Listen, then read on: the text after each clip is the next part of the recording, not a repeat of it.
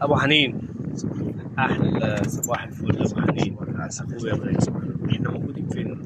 انت شايف احنا فين؟ احنا فين؟ شايف الجمال، عين على جمال. الجمال، عين على الجمال.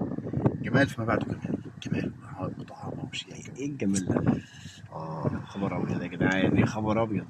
يا طب تعالى نبص كده. قطعت في عرض الصحراء الكوفيتي.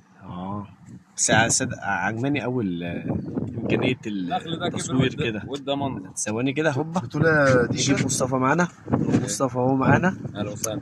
كان هي حلوه في التصوير والله، يعني الواحد يبقى ايه يصور كده، خد بالك اهو، ويروح ايه جايب كده وعامل كده، مكانين كده بزاويه مختلفه، يقلب يجيب كده عليه هو لوحده على وضع. عليه كده، يعني في شويه شغل حلو وانت بتصور كده. جميل. ما شاء الله. الفيديو كده ده شغال النهارده. لا جد، انا بقى معايا بقاله كتير والله لسه مكتشف الحوار ده؟ لسه مكتشف الكلام ده والله. ما انا بقول الكاميرا النهارده انا هو فاكرك كده. مغير التليفون. لا هو اللي معايا من ساعه بس انت اتعرفت عليه اكتر. كنت بص كنت مقفول منه. شكلك مقدم له هديه وعامل له حاجه فجي معاك سكه. احلى عجيبه واحلى صحبه في عجيبه. ابو حنين، ابو حنين، نعم.